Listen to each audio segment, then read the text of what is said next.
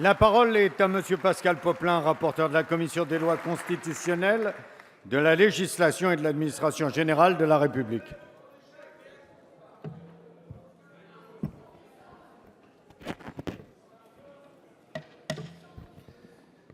Monsieur le Président, Monsieur le Premier ministre, Messieurs les ministres, Monsieur le Président de la Commission des lois, mes chers collègues, une nouvelle fois, la France fait face à la barbarie. Après les attentats de Charlie Hebdo, de Saint-Denis et de Paris, de Magnanville, un nouveau crime odieux, indicible, a ensanglanté à Nice notre fête nationale. Il a emporté à ce jour 84 vies et marqué dans leur chair plusieurs centaines de nos compatriotes ou de visiteurs étrangers. Nous partageons la peine des familles des victimes, nous comprenons la détresse des Niçois. Comme la Belgique, les États-Unis ou hier encore l'Allemagne, notre pays est la cible du terrorisme, au moyen d'attaques planifiées par Daesh ou d'autres groupes, mais aussi, et c'est nouveau, par des passages à l'acte de la part d'individus isolés, présentant des profils très variés. Face à cette menace que chacun apprend à considérer, hélas, comme durable, notre détermination est plus que jamais totale. Vous l'avez rappelé, Monsieur le Premier ministre, nous faisons face à une guerre que le terrorisme nous livre. Cette guerre, nous la remporterons grâce à la mobilisation de nos armées en opérations extérieures, grâce à l'admirable engagement de nos forces de l'ordre de la République, auxquelles je veux à nouveau rendre hommage, grâce à la réorganisation de nos services de renseignement engagés dès le début du quinquennat après une funeste désorganisation passée, réorganisation amplifiée depuis les premiers attentats de janvier 2015. Les progrès considérables accomplis en matière de lutte contre le terrorisme ont aussi permis de déjouer 10 attentats depuis juillet 2015. Des polémiques nouvelles en de telles circonstances ont été alimentées par certains élus. Cet hémicycle ne me semble pas être le lieu pour les réalimenter. Je m'entendrai pour ma part à dire ici que semer le doute parmi nos concitoyens sur la réalité de l'action déployée par l'État pour lutter contre le terrorisme, ne pas dire et assumer la vérité en face, ne procurera aucun bénéfice politique à ceux qui cèdent à la facilité de tels comportements. Plus grave encore, nous offrirons aussi à nos agresseurs le germe de la désunion qu'ils ont pour projet d'instiller dans la nation. Dans ces circonstances tragiques, à quoi sert la prorogation de l'état d'urgence? Je ne prétendrai pas qu'il faut attendre tout ou attendre trop de ce dispositif, qui d'ailleurs n'a pas été conçu spécifiquement pour lutter contre le terrorisme. Mais j'ai la conviction que nous commettrions une erreur en mésestimant l'utilité de l'état d'urgence, qui constitue à mes yeux un complément temporaire précieux aux mesures de droit commun liées à des circonstances particulières, celles que nous connaissons de nouveau.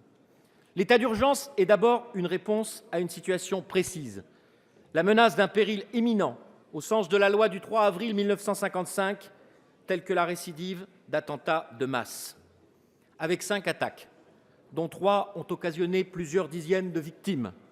La France demeure l'une des cibles privilégiées de la nébuleuse terroriste.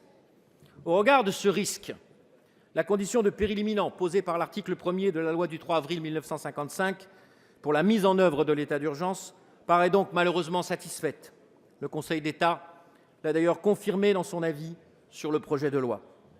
Afin de faire face à une menace qui apparaît durable, tout en assurant un contrôle régulier par le Parlement, que les conditions de l'état d'urgence sont toujours réunies, j'ai proposé avec d'autres tout à l'heure, et la commission des lois l'a accepté, de porter la durée de la prorogation à 6 mois. S'il n'a pas suffi à lui seul à prévenir la survenue de nouveaux attentats, l'état d'urgence a permis la mobilisation inédite des forces de l'ordre. Lors de la déclaration initiale de l'état d'urgence, le Président de la République et le Gouvernement avaient fait le choix de permettre aux autorités administratives compétentes, en pratique les préfets, d'ordonner des perquisitions administratives. La loi du 20 mai 2016 n'a pas reconduit cette autorisation.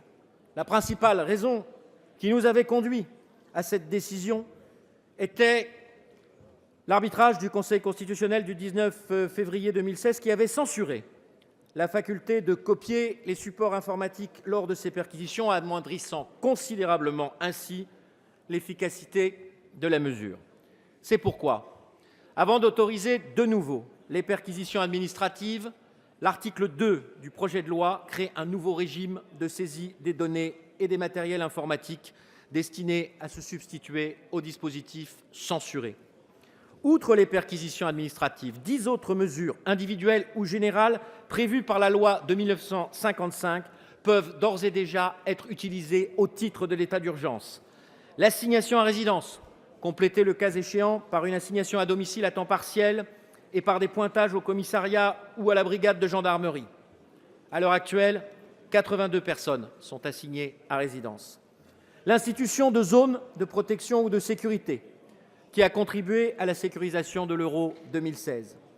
L'interdiction de séjour, parfois qualifiée d'interdiction de paraître, qui a été utilisée depuis le début de l'état d'urgence à 540 reprises. L'interdiction de la circulation des personnes ou des véhicules en certaines circonstances. La fermeture des salles de spectacle, lieux de culte et de tout lieu de réunion. La dissolution d'associations ou de groupements. L'interdiction de manifestations. La remise des armes. La réquisition de personnes ou de biens, le blocage des sites internet provoquant à la commission d'actes de terrorisme ou en faisant l'apologie. J'ai rappelé tout cela parce que dans les débats que nous aurons tout à l'heure, nous verrons qu'il y a déjà beaucoup qui existent à travers le dispositif de l'état d'urgence. Je voudrais enfin rappeler ici que l'état d'urgence n'est pas le seul dispositif législatif à la disposition de nos forces de l'ordre ou de nos magistrats. La loi relative à la procédure pénale en matière de lutte contre le terrorisme, que j'ai eu l'honneur de rapporter avec Colette Capdevielle, a adapté notre droit à la situation. Elle a accru les prérogatives des magistrats spécialisés dans la lutte antiterroriste. Les perquisitions judiciaires de nuit dans les domiciles sont désormais possibles en matière terroriste, au stade de l'enquête préliminaire et de l'information judiciaire. Le parquet s'est vu reconnaître, sous le contrôle du juge de la liberté et détention, des prérogatives quasiment équivalentes aux magistrats instructeurs, aussi bien en enquête de flagrance qu'en enquête préliminaire. La loi a enfin renforcé les dispositifs de contrôle sur les personnes pour lesquelles existent des raisons sérieuses de penser que leur comportement est en lien avec des actions terroristes. Ce texte a modifié le code de procédure pénale, permettant la mise en œuvre de contrôles d'identité afin d'autoriser également, dans certains cas, l'inspection visuelle et les fouilles de bagages. Il a créé la retenue administrative lorsqu'elle existe à l'égard d'une personne dont l'identité a été contrôlée ou vérifiée. Il a instauré le régime du contrôle administratif applicable aux personnes de retour sur le territoire national des théâtres d'opérations de terroristes.